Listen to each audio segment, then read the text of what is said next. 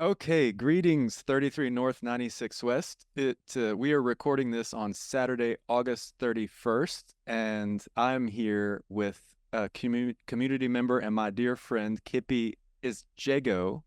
Is that how you say that? Right. Massey. And we're going to chat a little bit about Kippy and her background and introduce her in advance of a session that is coming up this next Saturday where she is going to guide us through creating our metaphysical boardroom. So I'm very excited for that.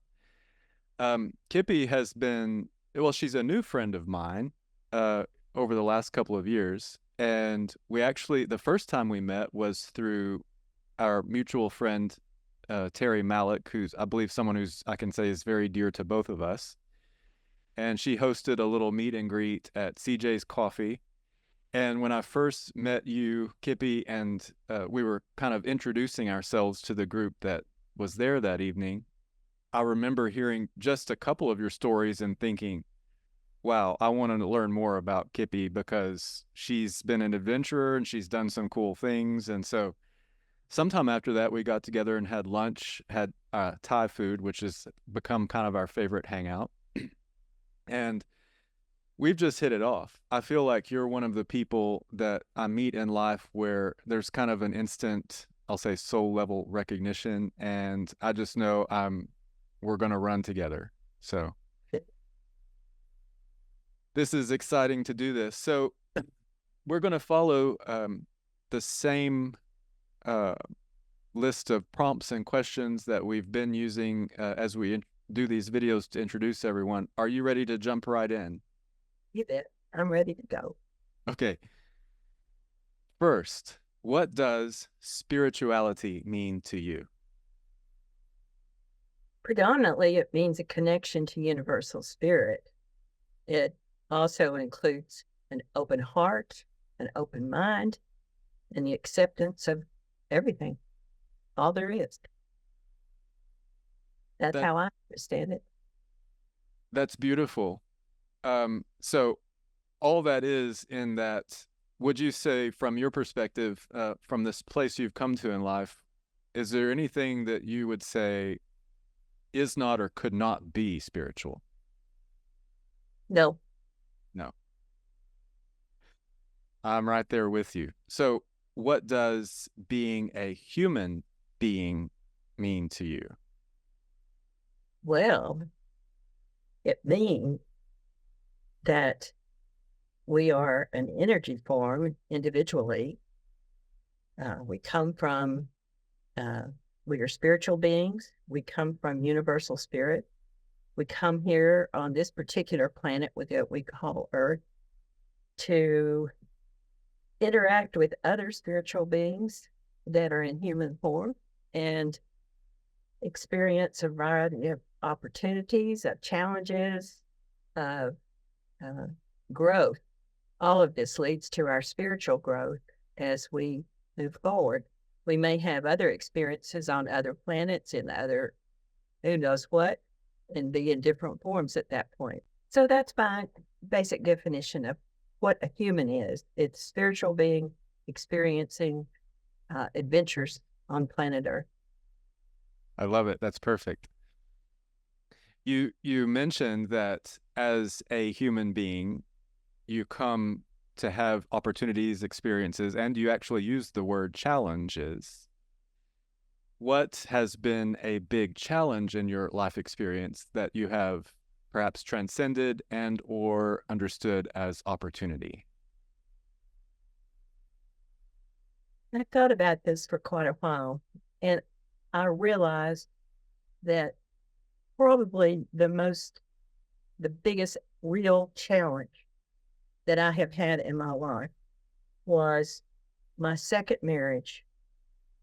And that was to a gentleman, well, maybe gentleman's not the right word, to an individual uh, who was from the opposite side of the world.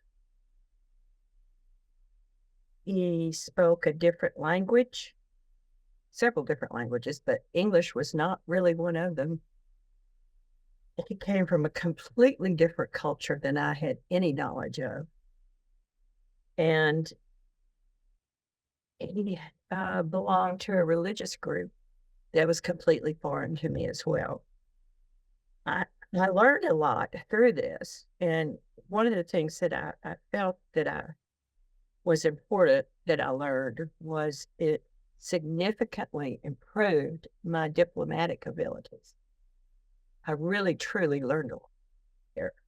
I also learned more about his culture. I learned a few words in the language. I learned how to cook rice. That was definitely an experience.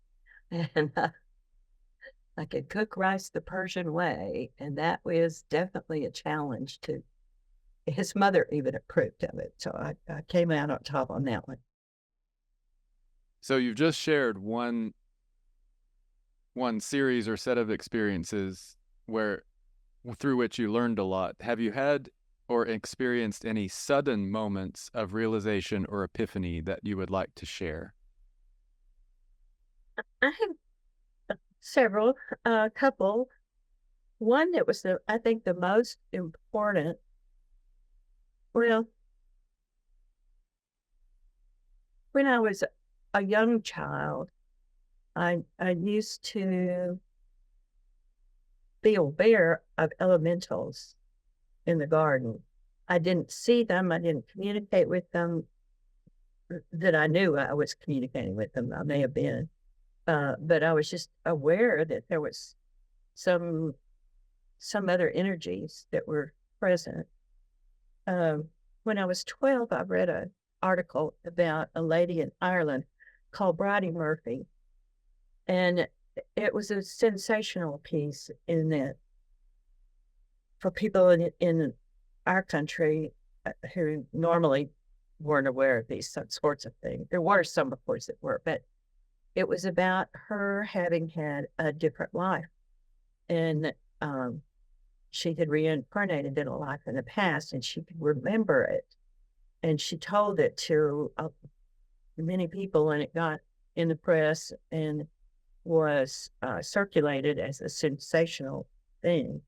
And that was my first knowledge that there were multiple lives that we live. And I was quite fascinated by that. And my mother was very calm about it. And she said, well, you need to talk with your aunt. And I said, why? And she said, well, she's a Christian Scientist. I had no idea what that meant at the time. I do now, of course, but and I did talk with my aunt on several different occasions and learned things that what we now call New Thought. Christian Science was one of the earliest churches of that ilk, and the founder of that church, Mary Baker Eddy, trained many other people who went out and created their own New Thought churches, and those include the Charles and Mildred Fillmore, Ernest Holmes. Oh, I can't think of them. There were several others. Emma Curtis Hopkins was another one, and the church I'm affiliated with is based on her teachings particularly, although it's all pretty much one theology, I guess you could say. So those were two turning points for me. Later in life, I was able to study more in the venue of psychic arts and learn how to develop my own powers, if you will, abilities, I guess is a better term, and had many opportunities at that point to learn more and more and more and get very excited about what I was learning. And but those two things were the big turning point. So you were 12 when you read the article, and your mom recommended that you speak to your aunt. Yeah. Is there anything you would share about any conversations you had with your aunt? I thought that might be a cool anecdotal. I really remember anything in great depth. she then was aware that I was aware. Yeah. And that was an important step in our relationship. And just because we both knew the other was aware, Uh-huh. it was more comfortable to be around her and uh, to. I don't think we ever went into in-depth discussions on things, but uh, she was very attuned and very what's the word I want? Devoted to a daily practice. And she would shut herself off and read her daily lessons and go through her processes to um, bring about healing and peace in the world. She was very, very regular with that uh, experience. And that impressed me that she was so attuned to that and rarely, rarely missed a day that she didn't have that experience. And I have never been that regular. I've had periods of time when I have been pretty good about writing my affirmations every day and things like that. But I'm not good at being absolutely uh, during my practice every day. I should be, but I'm not. I can relate. But you meant, well, you suggested, or maybe I'm going to intuit. I mean, having first of all, your mom seems fairly receptive to what she was hearing from you, but then having your aunt who was already someone who, relative to sort of mainstream culture, was outside the box a bit. Yeah, yeah. A lot of that was a supportive and comforting thing for you at that time. So that's beautiful. Oh, it really was to know that there was someone else in the family that was thinking that along the same lines that I was. I did have one other thing that happened. I think when I was about 15 or 16, I read a book called The God of the Witches by Margaret Murray. And that was very enlightening also. It was not about witchcraft as the evil thing that we think of it.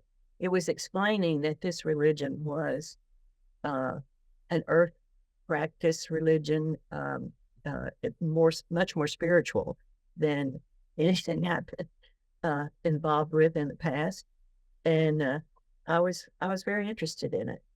Um, so that was another turning point for me, was access to that particular book and reading its contents and learning about more things that were out there. Right, outside the mainstream or the context that, I mean, you grew up in North Central Texas as well as I did, and Yep. we're predominantly evangelical Christian communities, and some of what we're talking about, especially during that time period when you were younger, that would be outside the box. So, Definitely. yeah, Definitely. No question. I no grew up question. in a Presbyterian church, so it wasn't real evangelical, but Mhm. it was pretty boring, actually. I understand. I'm very fond of. I was in a Baptist church as a kid, and I was very fond of this sweet older lady named Lucille Hawks. Um, she was a friend of mine, actually. Um, and she sat on the front row in the front pew. And one time the service was quite boring until she started nodding off. And then, of course, I was sitting behind her and watching her head bob up and down. And that was my entertainment for the rest of the sermon. Well, my great grandfather was a Presbyterian minister, and his daughter, uh, my grandmother, uh, was religious in some ways, that she was consistent, but she also had studied many, many, many not that many, but a lot of the dead languages, Greek and Latin and of course English, but also Hebrew. And she would retranslate the Bible for me all the time. And he would say, instead of the King James Version, from the Greek, it says this, from the Hebrew, it says this. And so she was always retranslating and giving different meanings than what I had traditionally learned. So that was also very, very interesting to me. I think she was very spiritual. And I think if I had sat down with her and talked to her about what I was learning, that she would have been just fine with it, even though she had been brought up pretty strictly in the Presbyterian Church. But the fact that she was willing to retranslate things and provide the different context for stories in the Bible, I thought was very interesting. Definitely. And sometimes, I mean, I have also been aware of minor tweaks in the translation that, as you said, changes the meaning, and you have this aha moment. It's like, oh, yes. And it's just maybe one word is different, or something got dropped, or a word replaced another word, like it, and it changes everything. Changes everything. This is the infamous Lady Kate. Yes, Lady Kate Metters. So for those of you who are listening, I've heard some of the stories that Kippy has shared about her infamous grandmother, Lady Kate. She was quite a character, evidently. So maybe that there will be more of those stories another time, perhaps. She's a pretty wonderful lady. That was her name. Lady Kate. Yeah. So you've already referenced some. Pearson Metters. Lady Kate Pearson Metters. And that Pearson was her maiden name. And that's my middle name. Oh, great. So you have a name. She's your namesake. Yeah. And connected there. Sorry, I didn't mean to interrupt you. No, it's quite all right. You've already referenced some things, but are there methods, teachings, or modalities that have helped you clarify your awareness of yourself? Well, myself is a very complex person. I have areas that go off in every which direction. So I'll just kind of read kind of a list of some of the things that I have been involved with. First, I am an ordained minister. The church, which is, again, founded on the teachings of Curtis Hopkins, a student of Mary Baker Eddy of Christian Science, it's called the Church of Enthusiasm and Joy for Metaphysical Science, which I think is very appropriate. I love all of those words. Yes. Enthusiasm is, of course, from the Greek entheos, meaning the God within. And that is our belief that God is within us, that we are God, we are part of God, etc. I'm also certified in many types of energy healing. And I have one particular teacher that taught us healing techniques from all over the world, and it was most interesting. I am not a Reiki practitioner, God, be clear on that, but I do use many other modalities in energy healing. I'm certified as a hypnotherapist. I can't say the word, hypnotherapist. And I'm trained in neuro-linguistic programming, holodynamics, which is the basis for the class that I'll be teaching next week, on Saturday the 7th. I hold a bachelor's and a master's degree in library and information science. I retired from that career as Dean of Information and Technology Services at Lone Star College.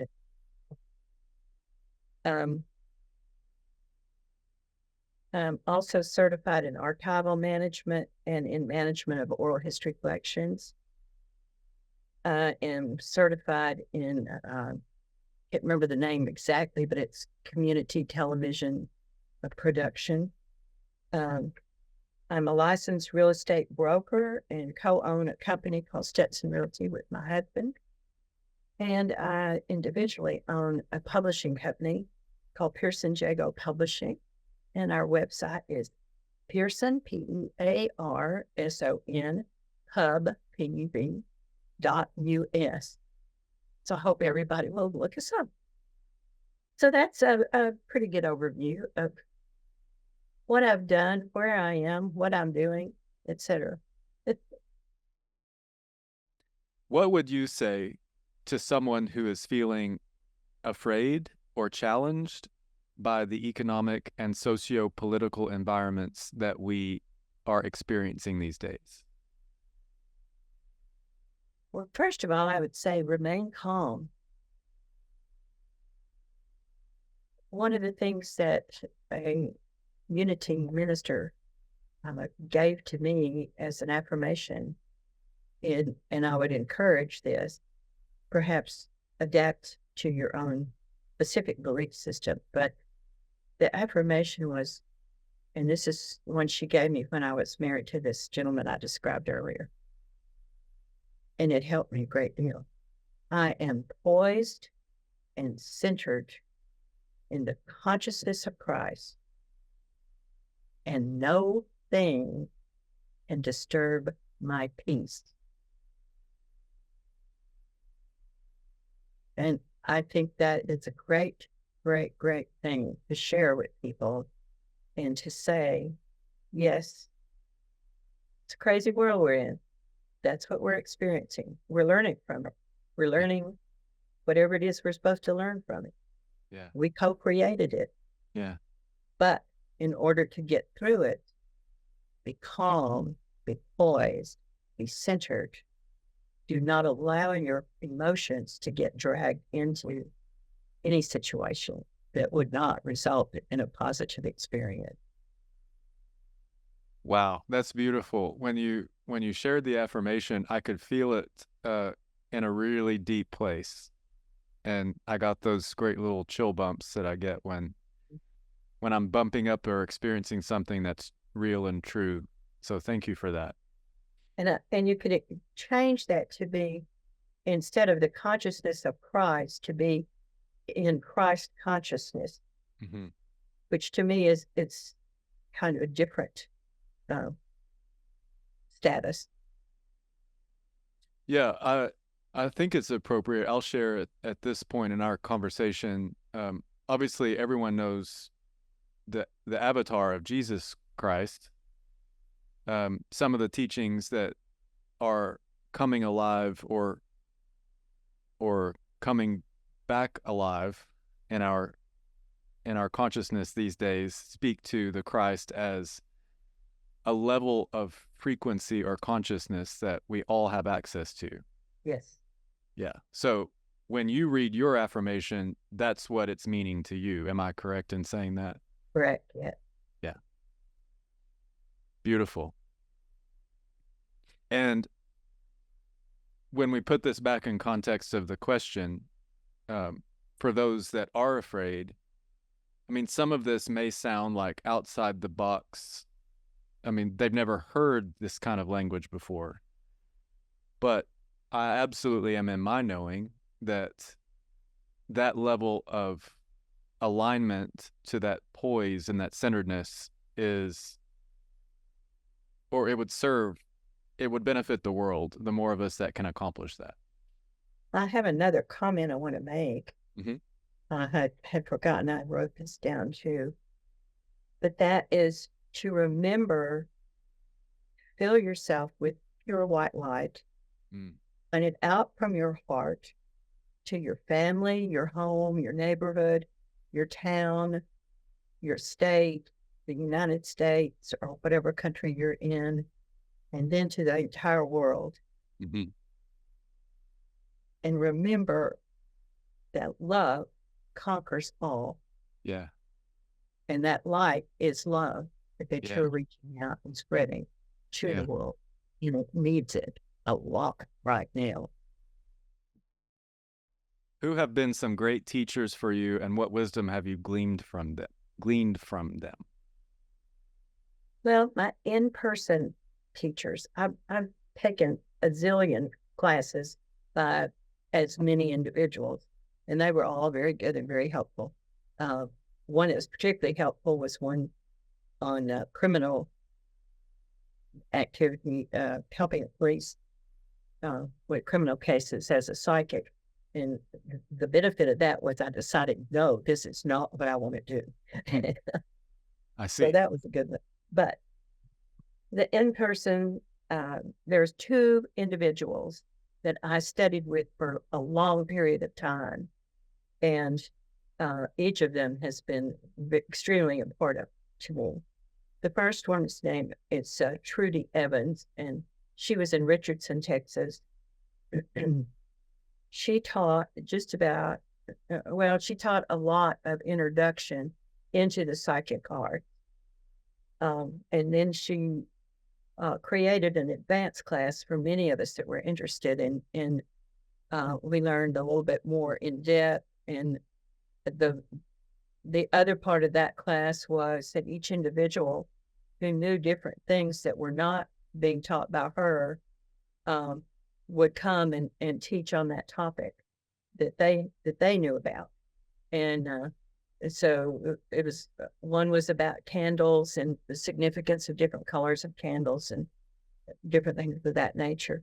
But she herself was just a wonderful person. She was grounded in New Thought teaching, which I think was predominantly Unity for her, Unity Church. And so the fact that she was grounded in that very positive energy gave a lot more credence to me to the psychic area that she was teaching. I felt very comfortable studying with her. She taught, in addition to just the psychic art, she taught me card reading. And she taught me how to read with playing cards, most of which I have forgotten now. But I did learn it at the time, and I did practice it for a while. I can do tarot pretty well now, but the actual playing cards, that's sort of lost.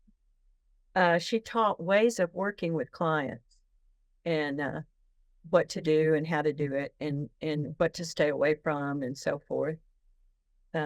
She also is the one that taught me to be a hypnotist and then to advanced to hypnotherapy. So I am certified in both of those, as I mentioned. She helped me to further develop all of my psychic abilities. And I just got so much out of all of her classes. I was so interested in them. And I took individual classes in the card reading. It was just her and me, card reading and hypnotherapy classes.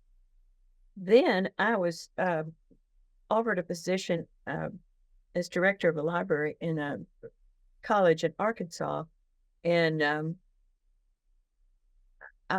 I really wanted it. It was a grounds up situation where there had never been a library, never been a college. And it was the process of creating this whole new entity I found fascinating. And I wanted to do this, but I did not want to leave my people, my teaching, my cohorts in these classes. And I went for the interview, and then we went over to Hot Springs, and I saw this incredible bookstore called Golden Leaves, and it was all metaphysical books, and it was enormous, and it was beautiful. It sang in Arkansas. in Arkansas. Well, Arkansas is a hotbed, I learned. And That might surprise a lot of people to know that. Well, it sits on a mountain of crystal. Yeah. Quartz crystal. And it's surrounded by all these other minerals. And I mean, there's one town on the way to Hot Springs from Melbourne, which is where I was, called Magnet Cove. So it's just the whole area is, the energy is very, very high. Anyway, so then I also saw in the bookstore a sign that said classes and when and how much. And I'm going, okay, I can move here. My people are here. I Yes. can do this. And I got really excited about it. And uh, it's so, but I was still studying the hypnosis stuff with Trudy, and so I came back and forth on weekends. Uh, well, we were also trying to sell our house, and my husband was still working in Dallas, and so he was going to continue to resell the house. So he would come to Arkansas one weekend, and I would go to Dallas the other. So on those weekends, I'd still study with Trudy. But anyway, I started studying with Starf Winchester at this point, and she was also an absolutely incredible teacher. I still learn from her. She recently offered an online class, so a Zoom class, um, for selective past students of hers, for some advanced classes that she wanted to be sure that we learned before she was gone. She's 85, 86, 86 now. And so I've been very fortunate to be able to participate in those classes still. Um, we became very good friends. After a certain point, she moved back to Texas, and I had moved back to Texas, and we were just down there was one central road that came up out of Houston, in the town where I was, the college where I was working was on that road, and kept going, and the Texas Renaissance Festival, and then we bought a real estate company on that road, and then you kept going. Oh, I'm sorry, past there was Texas Renaissance Festival, and we lived 3 miles back in from that festival, which was a lot of fun. And then she would keep on down that road, and then she's off of the road a little ways, but still on that same main artery. And so we easily got together. It was, and she had a lot of events at her place. It was a retreat center for her, and she was teaching all kinds of different things. One of which was Mayan light language, and I was exposed to that and learned a lot there. About that time, she started raising her prices.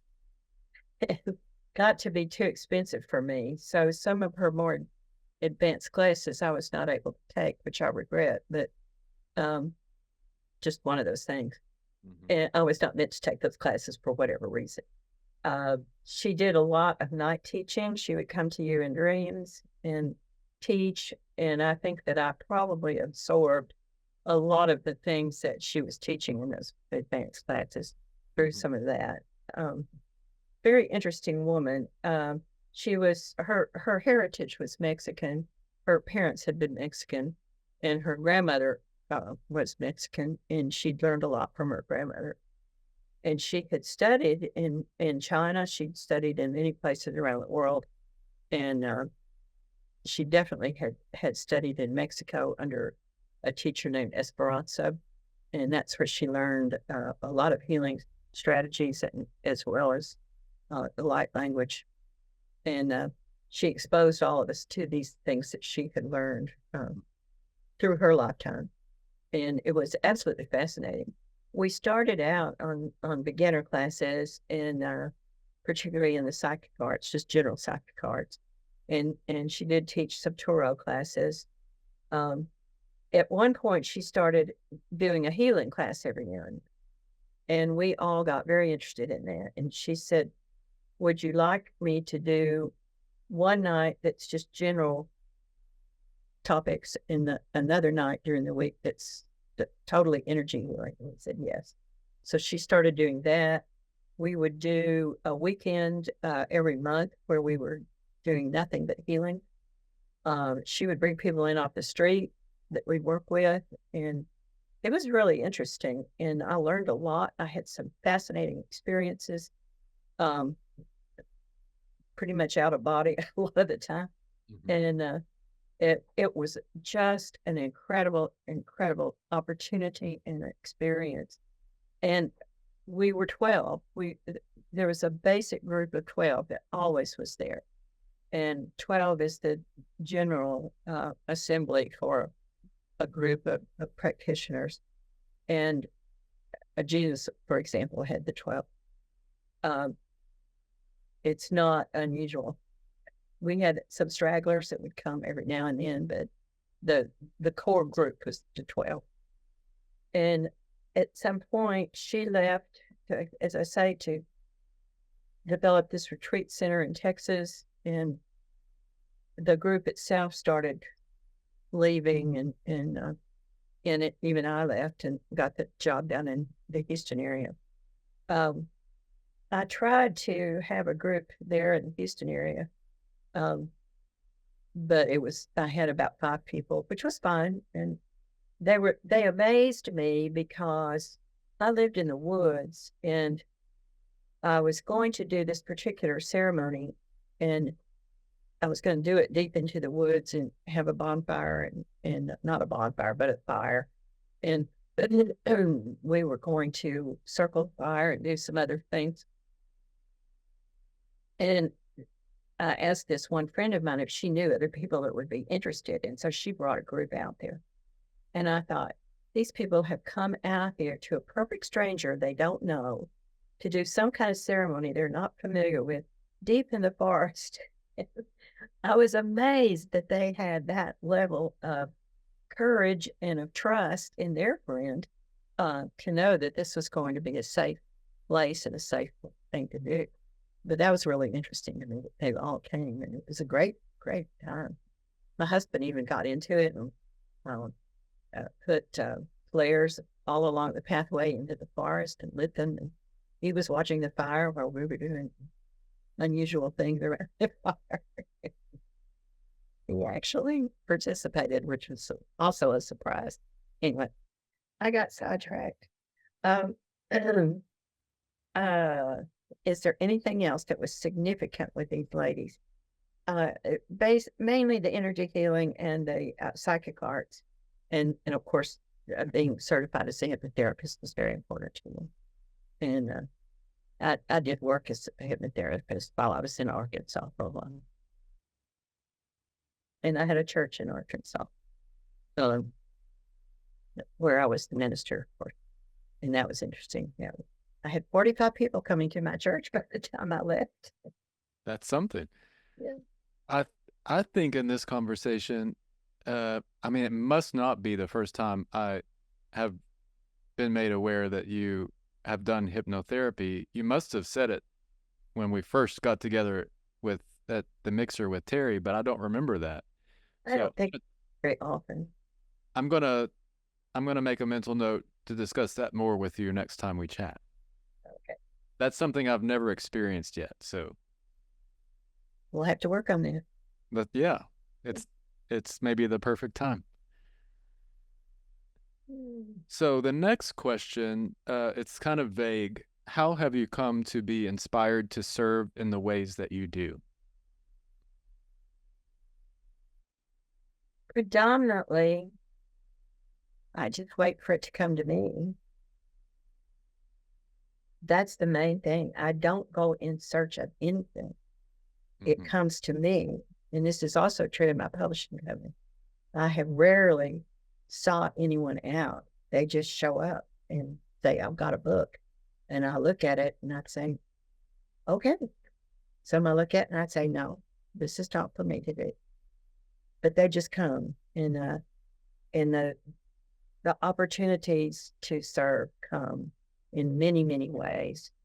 I've had so many great clients that just showed up, and we knew we were to work with each other, and we did. And it's been wonderful to me to see how their lives changed and what became of them and what they did with their lives. It's been wonderful to watch. I'm amused at the fact that being a minister, there was a couple that were very loyal to me, and they were students at my college. They were older people, and of course, at most community college, you have a lot of older people who come back to get credentials, and that's what was with these 2 people. And after I had left and gone to the Houston area, they took their vacation and came to see me, which was wonderful. I enjoyed their company. But they came to work with me everywhere I went. They were there with me, and I began to call them my followers because they were definitely following me everywhere I went. But it was kind of strange. I just have to explain to my superiors, well, these are my followers. They're following me around. Yeah, that's funny. But I literally, people have just shown up in my life and worked with me. So it's been wonderful. I just allow it to happen. I'm open and always open. I'm open to any kind of opportunity, whether it's, well, there's some that are kind of scary. I'm not sure what to do, but most Well, of it. but wouldn't I suggest that you're intuiting or discerning what comes? I mean, you don't say yes to everything. Some No, show up and you know within you that's a no. Sometimes it's a not now, maybe later. But it's interesting how you express that because I can relate to that in my own experience as well. And I wanted to say a couple of things to maybe provoke us penetrating this a little deeper. One is the level of receptivity that you have in any particular time, a level of openness or um, it maybe feels to me a little bit more like how you're tuned to receive. And maybe it also relates to the next part of my question, which is an attractor field. Like there's something about each of us that is attractor of certain kinds of encounters, experiences, people, teachings, opportunities. And it's unique to everybody, it seems to me. So I don't know if either of those two ideas provoke anything within you, one being receptivity and then another being attractor.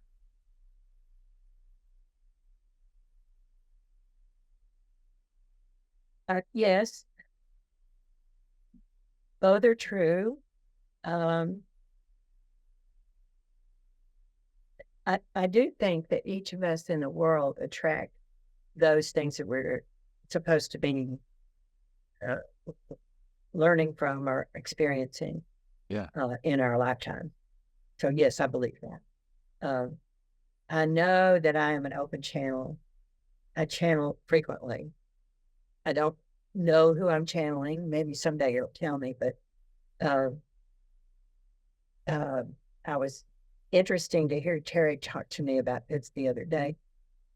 She and I had the exact same experience in the geometry, taking geometry. We both knew the answer to the problem because we were channeling it. But apparently, the teachers wanted to know the steps that we took to get to the answer. And Uh, we had no steps that we took to get to the answer. We just knew the answer. yeah. We all both almost failed geometry because we couldn't explain ourselves. So it's definitely an open channel. I get all kinds of information. I'll be writing something and I'll ask for a word and it will pop. And it's and usually when I'm writing, I'm channeling and Uh-huh. went back and read the part of my novel that I do have written, which is about 65 pages only. But I reread it the other day and I went, oh, this is really pretty good. And I know that I channeled all of it. I know that it Uh-huh. was not me as a human writing it. It was coming through me. And like you said, I think all uh, artists of whatever kind are receiving from other realms. Um, and I know that's true of me when I'm writing. So. Absolutely. I can relate to that a lot. And part of what I'll add to the concept of receptivity is um, the clarity of your connection there are things we can do as human beings to inhibit that connection. Yeah. Yeah. Or there are ways that we can be, like if you're in worry or anxiety or fear or any of those kinds of states, I'm guessing you will relate that that connection is less clear. The connection is less clear, but my teacher, Trudy Evans, taught us if we are in a situation where we're afraid, to call Jesus Christ, Jesus Christ, Jesus Christ, and the energy will be there Mm-hmm. and protect it. Yeah, And that is, and I would say I can relate to that being a frequency focusing mechanism. yes, Yeah. absolutely. And how beautiful it is to empower people to realize in some ways how very simple that process can be. Yes, Uh, absolutely. what are some virtues and values that you admire in yourself and others? Well, I think one of the most important ones is kindness. Hmm. If you're not anything else, be kind. Yeah. And as the song says, love is all there is. Yeah. So love is the other one. Kindness and love, all and everything. Keep your heart open. Mm-hmm. It's just, all of those things are very, very important. Be kind. Yeah. Be loving. Don't be afraid. Being in love, literally in that energy Mm-hmm. of love. Be inside of love. Imagine a pink cloud around you, if you will. A pink cloud of energy. That is love. Mm. And you are safe within that pink cloud. Mm-hmm. So those are the main things I have to say. Beautiful. If you could snap your fingers and give every human being the knowing of one idea, what idea would you want us all to know? Love is all there is. Yes. And it's available. Right there. And we can all be it. And the only thing that's keeping us from being it is ourselves. That's yeah. Right. Yeah. Open. Keep that heart open. And being within that energy of love. That is all there is. Everything. It's energy. Everything is love. Yeah. Even if it doesn't seem that way. Yeah. It's there. If our community has a soul, how would you describe it? Well, I believe that within the community, we have open hearts, we have open minds, and we have loving hearts. That's it. Beautiful. I love those ideas. I agree. I do have something to add that I overlooked when I was in the midst of your interview. And this also applies to what we were recently talking about. and that has to do with the environment that we're in currently. And this is an affirmation that I think is very, very important. And that affirmation is this: there is no sense worrying about anything. Everything is just fine. Yes. That's one thing I wanted to say. And when I was talking about my teachers, I wanted to add some authors that have been influential for me. Mm-hmm. The first one was Shakti Gawain and her creative visualization book. I picked that up early on and learned a great deal of how to do some things from that. Of course, Louise Hay has always been important, as has Wayne Dyer. Mm-hmm. Some others that may not be as well known are Sandra Ray, Sondraray, Ray, Catherine Ponder. Out of these, I've met Shakti Gawain, Louise Hay, Wayne Dyer, Catherine Ponder. And these I have not met in person. Florence Scovel Shinn, who is just an amazing, amazing writer. She wrote in the 1920s and I think passed away in the 40s. But she was a very, very influential New Thought metaphysical writer. And you can buy her book, The Works of Florence Scovel Shinn. And I think that would be very enlightening to some people. Yogananda, of course, I mentioned him earlier. And more recently, I've been interested in Sadhguru. Some of the other New Thought people, Ernest Holmes, Charles and Myrtle Fillmore, Emma Curtis Hopkins, a Texan, John Randolph Price, and a lady that I have met, John Randolph Price, and I've met this other lady, Johnny Coleman, who is just an absolutely incredibly amazing woman. She was had cancer and went to Unity School and was healed. And she took all the studies. She's the first African-American person to go to Unity School. And she went to Chicago after she graduated and founded her own church there, which still exists. I think she has probably passed on because when I briefly met her, she was in her 90s. So that was some years back, and I would imagine she's no longer with us. But her temple is thriving, and she was teaching others to follow in her footsteps. And she had written some very easy to understand books for her congregation that I have copies of. So those are just people that I thought were important to mention, and they have been teachers to me, and I have enjoyed the opportunities given to learn from them. There's another lady whose name I cannot remember. She channels an entity called Orin, and her partner channels an entity called Dabin, and they're both very interesting as well. They're on the internet somewhere. Look for Orin, Orin, and find her. I'll stop. Several names there that I need to look into that I was not aware of.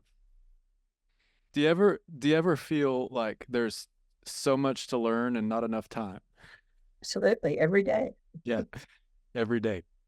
Every day. Way too much to learn. But I want to learn it. That's why I became a librarian, because it's everything. I couldn't focus on a major. I wanted to know everything.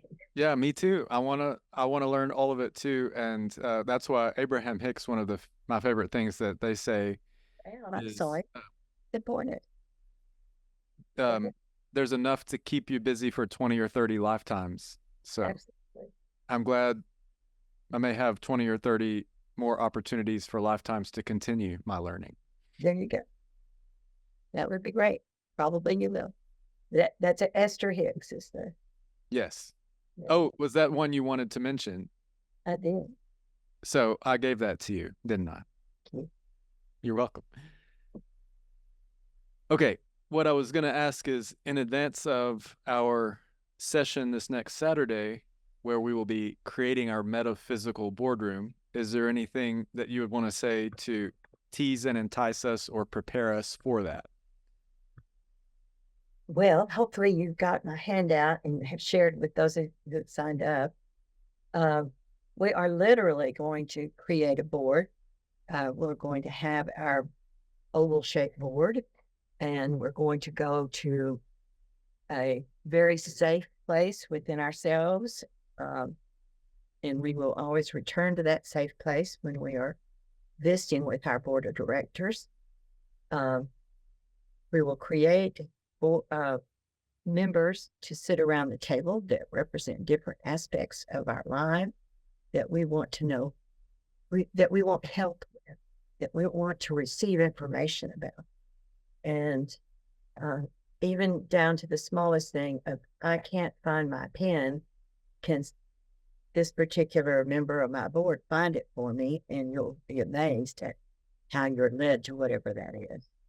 So that's a little bit of a tease for you. Beautiful. Yeah. Fun. Yeah. I mean, when we posted you wrote the little initial descriptor, I could imagine, but you've given me just enough more information where I'm now even more excited. So I'm looking forward to it very much. But be sure you bring something to write with. Be sure you bring a journal. And the journal is separate from your note taking. So be aware of that. Okay. Yeah, we'll post and make sure everyone's prepared. And I will send the image out, but also I can just post it on the Facebook group so we can download it directly. I need to do that. So cool. Okay. Imagine it in our safe place of peace. Beautiful. Kippy, if we haven't shared enough for people to have a good idea of who you are and what you're about in this conversation, I can't imagine we could have accomplished anything more. So thank you so much for your time today. Anything else you want to say in parting for this episode?